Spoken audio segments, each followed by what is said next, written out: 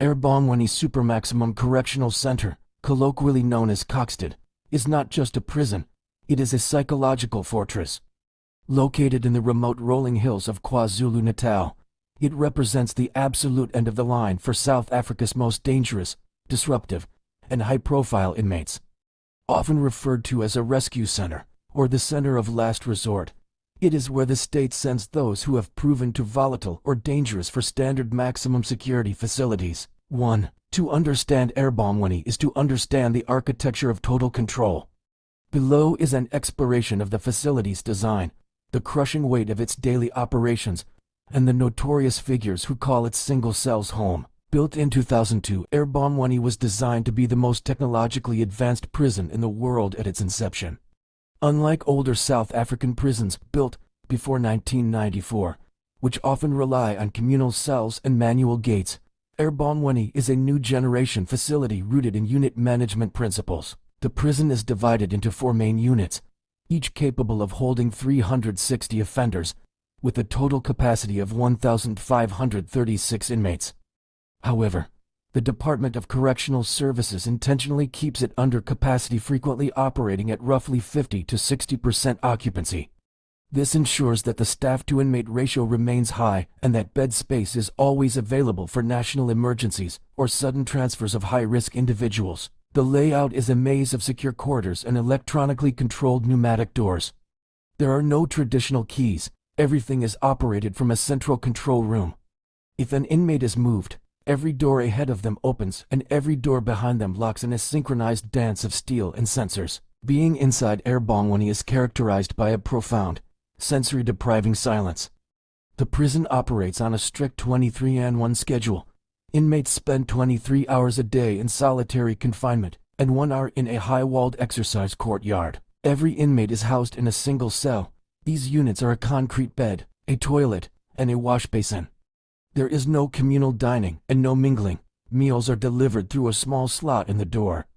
For many, the only human interaction they have is with a correctional official through a glass pane or a steel door. Movement within the facility is rare and highly regulated. When an inmate is moved, whether to the hospital wing or for a legal consultation, they are typically handcuffed and shackled, escorted by multiple armed guards, in some cases fitted with electronically activated stun belts that can be triggered remotely if the inmate becomes aggressive. Ebongweni is famously touted as South Africa's only contraband-free prison. In most prisons, cell phones, drugs, and weapons are a secondary economy. At Ebongweni, the combination of full-body scanners and the lack of communal contact makes smuggling nearly impossible. This is Kokstad's C-Max prison, known as Ebongweni. It's the most secure prison in Africa and home to the continent's most hardened criminals. The likes of serial rapist Mongezi Jingela, regarded as one of the worst sex offenders in South African history, are housed here. Jingela is serving a sentence of 1,092 years. Other notorious inmates who've been imprisoned here include gang boss George Thomas, the Sunday rapist Johannes Steyn, and one of the country's most prolific serial killers, known as the Sugarcane Killer, Tozamile Dagi, and cash and transit robber Sbusiso Tilili Mzimela, who is serving a sentence of more than 100 years. The now late Ananias Mate, another notorious rapist and armed robber, the only inmate known to have successfully escaped from a maximum high security prison, was later incarcerated here until his death in 2016. The facility does not only house South Africa's most dangerous prisoners, but those from around the continent, including Nigerian rebel leader Henry Oka. Whether it's in Nigeria or in Angola or anywhere, this is the worst kind of place you can keep anyone. Hello guys, welcome to the second edition of the toughest prisons in South Africa. Today we are looking at a prison called the Kokstad prison, also known as Ebongweni, situated in KZN. Now, this is considered by many prisoners the hardest prisoners you can think of as hell on earth because of its conditions. It's a super maximum prison. Everything is underground. There's nothing on top of the ground. So many of the criminals that have been housed here, they've been complaining because the only time they will ever see the light of the day is when they're dead.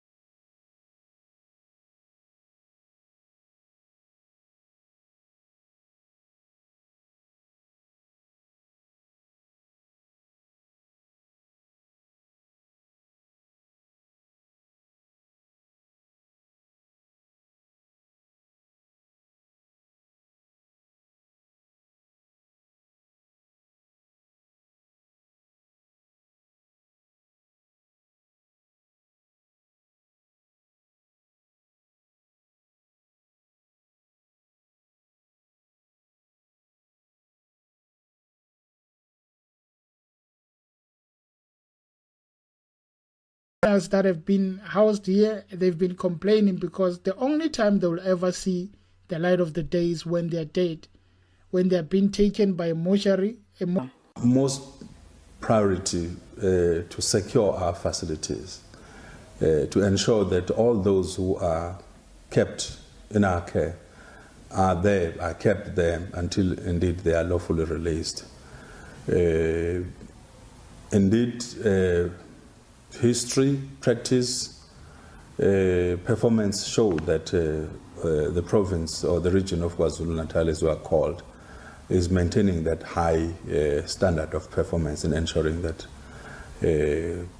we have no or minimal incidents occurring of escape. Unlike other correctional centers, Ebongweni does not have a female section. With a population of just over 1,400, many of these men will never see the light of day. It's a fortress, and chances of escaping are close to none. Prisoners here spend 23 hours of each day in solitary confinement in these remotely controlled cubicles. In the cells is a concrete slab with a mattress and a blanket.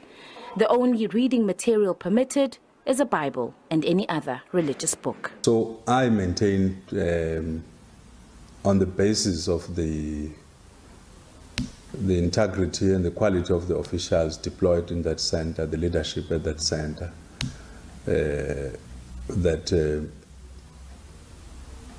nothing is guaranteed under the sun, but we want to assure South Africans that in that center, we believe that nobody will come out. We have systems in place, infrastructure in place that assist this holistical approach to ensure that no offender can come out, can escape there. We have an ability to see offenders around the clock. We have a capability to monitor offenders around the clock. We have a capability to search everybody who enters and leaves the facility. We ensure that offenders, as far as it's possible, have only the bare minimum items in their possession. It's a high-tech facility. All gates are opened electronically. This means interaction between the inmates and the prison guards is very limited. A contributing factor to jailbreaks has been, in some instances, collusion with prison wardens. The escape-proof facility was opened in 2002 and has since maintained a clean record of no breakouts. Prison officials in the province are so certain of the tight security measures that they're willing to put their heads on the block should something happen. In that center, we believe that nobody will come out. Offenders here that have contrabands that are not allowed in a correctional setting. So we found 33 cell phones, we found 50 Wunga tablets, we found 47 packages of dahaj that are ready to be sold. We are going to search the whole facility. By the time we finish tonight, this facility will be clean. We have identified the inmates that bring in these contrabands. We have identified those that distribute within the facility. We are going to reclassify them. We are going to take them to a facility that is capable of managing those that are high risk, because now they are no longer going to be classified as media. The searches are not only done by the team that I lead. Searches are done also at the regional leveling management areas. Last week only, throughout the country, we did 866 searches. Tomorrow we are going to be also tallying again the searches that we are doing, because in as much as this is a challenge, cell phones come in, drugs come in, we will not stop the searches. We will not stop interrupting that flow, identifying those that are responsible, charging them. Where there's criminality, we report it to the police. We'll continue, because this is a fight against crime. For instance, yesterday I visited 4 correctional facilities at night. I found employees there that are honest, that are doing their work, but there are those that contribute to security incidents. So our message to those officials is that we are closely watching you. We will get to you. Some of them They change uniform from brown to the uniform of inmates, and most of them get actually dismissed. To inmates, basically they should stop doing things that are unnecessary. What is necessary for them is to focus on rehabilitation and corrections. During the festive season, we also have a problem where offenders take the rations that we provide to them, bread, sugar, and fruits, and they actually brew traditional beer. And some of them end up actually poisoned, and it adds to the burden of healthcare that we have in correctional facilities. But apart from that, there's loss of life. There's one that we found here. Already we